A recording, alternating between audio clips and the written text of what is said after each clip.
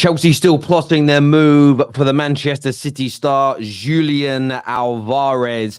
Speculation grows that a big offer will be made for the Argentinian soon. Plus, Chelsea looking at going after a Real Madrid star with Kylian Mbappe imminently arriving. Well, it's been announced he's coming. We know he is arriving. Plus, we're looking at Arsenal and the pursuit of a midfielder they were linked to last year. They just missed out on. Could he be giving up Champions League football with his club to join Arsenal's revolution? We're looking at Manchester United and their long-awaited pursuit of a new, young, up-and-coming centre-back. Plus, Liverpool looking to revive the career of a player that 3 summers ago absolutely lit up Europe. All that and much, much more on the Done Deal show. Make sure you hit the like and the share button. Let's go.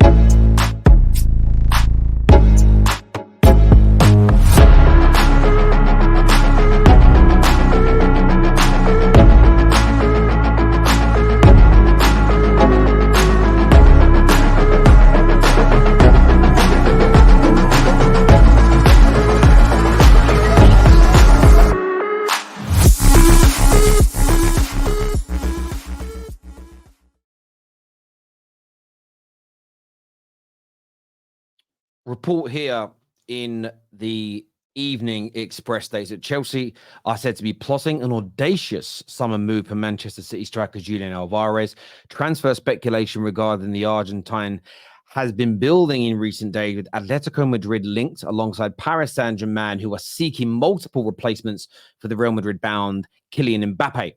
Now, journalist Rudy claims that Chelsea are amongst the clubs interested in Alvarez, but with no official offer submitted just yet. And I say this all the time, official offers are not really that important at this particular stage. And the reason that I say that is because you have to look at it from the perspective of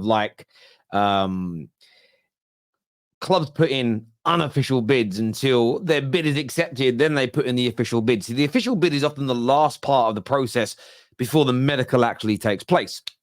Clubs very rarely get bids accepted until they've won over the player, got personal terms agreed, etc. They definitely don't put the official bid in first. So I wouldn't worry about that element too much. But more and more journalists now seeking information, pushing for information regarding and relating to this deal. And look, a lot of people have written Chelsea off from getting him. A lot of people feel that there is just no way they're going to be able to get this over the line for one reason or another. I am not particularly convinced by that. I believe they've got a very good chance. I believe they've got a very good chance because they are Chelsea Football Club. And Chelsea Football Club are still serious. Yes, they've had 2 years by their standards in the doldrums, but they're still one of the biggest clubs in Europe, one of the biggest clubs in the world. Watch this space on this deal. Also in the Evening Standard, they state that Chelsea have made a shock move for the Real Madrid star, Rodrygo. Rodrygo could be on the move this summer, with Real Madrid signing Kylian Mbappe. But now Chelsea have joined the race to sign Rodrygo, with team talk saying Chelsea have approached his entourage to understand the potential conditions of a deal. Paris Saint-Germain are also keen on Rodrygo, as they are set to pursue other targets, including Rafael Leao. Now, listen, I believe this story, but you have to take it for what it really is. It makes sense that they're going to approach Rodrygo's camp because there is a feeling that he could leave. Because Mbappe's in, somebody's going to miss out. My personal feeling is Rodrygo is going to say, I'm staying for now. At the very least, I'm giving it a season to see how much game time I've got. He may have the whereabouts and the thought process of, I'm going to be a first-team player. I'm going to still start for this team. I'm still going to get enough game time for me to want to stay at Real Madrid. So I understand Chelsea. I understand Manchester City looking at this player. But in my personal opinion, the player is going to tell them all no. Unless an outrageous amount of money is offered to him, I think he's going to say no. Why would, and again, I don't normally say this about most deals, but why would he leave Real Madrid now? This kind of notion that because Mbappe's gone, he's barely going to play. I don't personally buy it.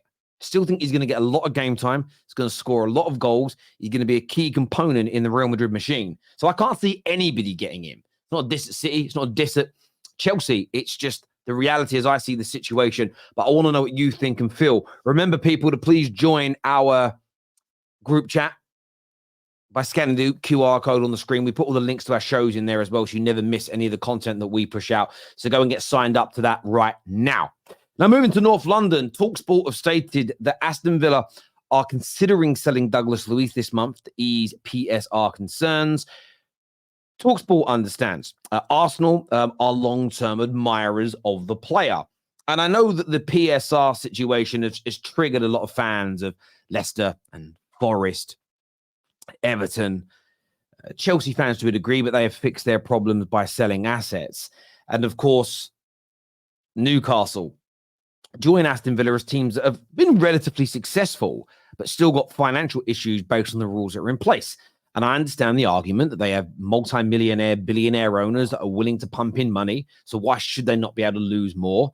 Well, go back and ask West Ham fans in the mid-noughties. Go and ask Portsmouth fans. Go and ask Rangers fans why it's important for there to be checks and balances and not for clubs to be able to just, the owners to spend willy-nilly without any safety net being in place, because it actually puts you at great risk of going out of business should anything happen to the money of this so-called billionaire.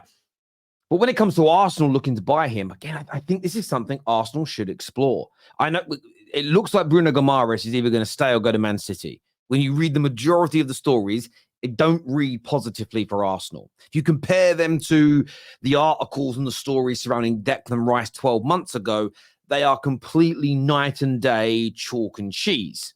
So it doesn't appear they're getting him. Frankie de Jong, it's one of those deals where they talk about selling him, but will it ever happen? Maybe not. You have got Zubimendi that maybe they can buy anyway. But if Villa have got problems, he's a long-standing target. He's in the peak of his career. I think Douglas Luiz is a player that Arsenal should be looking at. But the likes of El Neni, potentially Partey leaving, they maybe could do with 2 midfield signings this summer. Smith Rowe, I know he can play up top. He can also play in midfield. He might go. Fabio Vieira, clearly, whether you like him or not is irrelevant. The manager doesn't play him enough, doesn't bring him on enough. Therefore, you might want to move him on. So I don't think this is a summer where Arsenal just look at it and go, buy me one midfielder. I think it's a case of, well, why don't you get 2? Imagine bringing in Douglas Luiz and Zubimendi. You might be able to do that for a combined 90 million. Cisco for 50.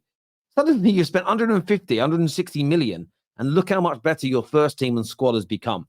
But viewers, Arsenal fans are like, let us know your thoughts on Douglas Luiz to Arsenal. Now, moving up to Manchester.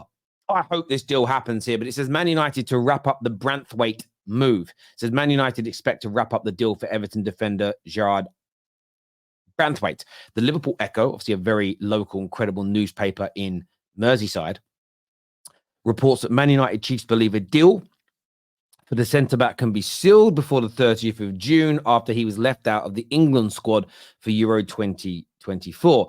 Branthwaite has been valued at around £75 million by Everton.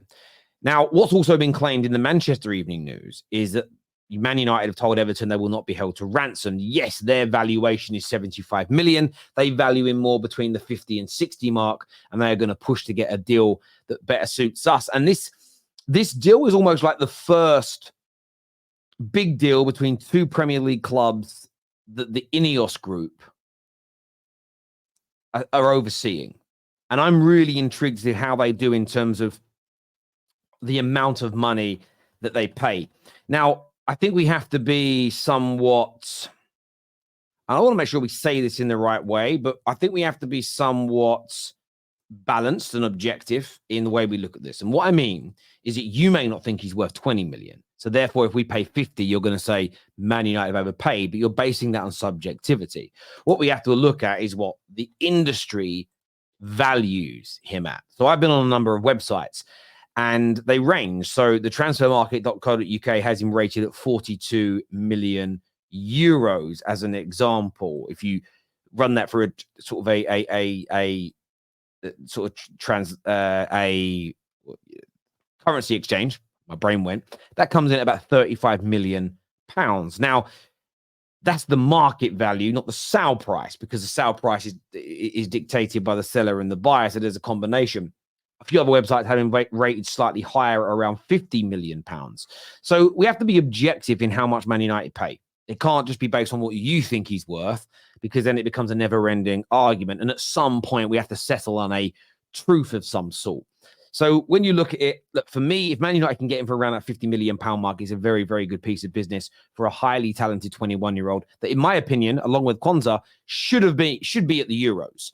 But I'm intrigued to see how this one plays out. This is more than just a player for Man United fans. It's looking at how the new team and regime operate in the transfer market, the respect that they dictate, the speed of which they can get deals done, and the price. The price is key. Too many football fans have bought into this weird, I will call it what it is, backwards notion that it's not my money. I don't care how much we spend, just buy players. This is crazy. If you had that logic for buying and selling, you will hemorrhage money at both ends, which means you run out of cash to buy people or renew contracts with to make your football team better. So please drop this notion. It is utterly, utterly ridiculous. Now, moving across to Merseyside, this was such an interesting story today that I read that Liverpool are in a Chiesa battle. It says long-term Liverpool target Chiesa is a man in demand this summer. The Italians have been backed. The Italians have been backed to leave Juventus, with the new boss Motta far from convinced. Liverpool have been linked with him on a number of occasions in the past. Arsenal have been linked with him, and Newcastle. And I find this such an intriguing link because 3 summers ago, everybody wanted him. Everybody raved about him. He was a star. He was great. He was genuinely great. Everybody absolutely wanted him. He then got that knee injury. I think it was a knee injury. If my memory serves me right, I haven't gone and checked, but it was an injury. And he's never, look, I don't know if he's been the same or not, because I don't watch enough of his football anymore. I haven't watched him. I don't think I've watched him kick a ball for 2 or 3 years, personally. So I want the Football Terrace community, the ones that do watch a wide variety of football, to tell me how he's been. Maybe I'm biased here because the hype has gone away because he spent so long out. And that can happen. When the hype dies, there's this weird sort of correlation and causation that because the hype dropped away, the causation must be he's not very good anymore. And sometimes it's simply because in that year or so, somebody's out injured. The noisy people online move on to somebody else as the target, the individual that they want. The Liverpool fans, would you like him?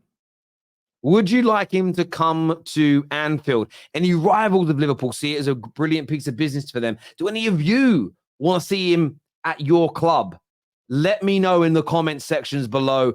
It's very hard to get transfer news out of Liverpool. They're very good at keeping it quiet. And I saw this and just thought, I'm going to put it in there for the Liverpool fans who tune into the Terrace, who typically disappear over the summer because their club very rarely leaks any transfer information. So let's say sign somebody. There's very little to talk about when it comes to Liverpool. But look, give us your thoughts. Give us your feelings in the comment section below, everybody. Take care. Goodbye. God bless. And I'll see you all again soon. Peace.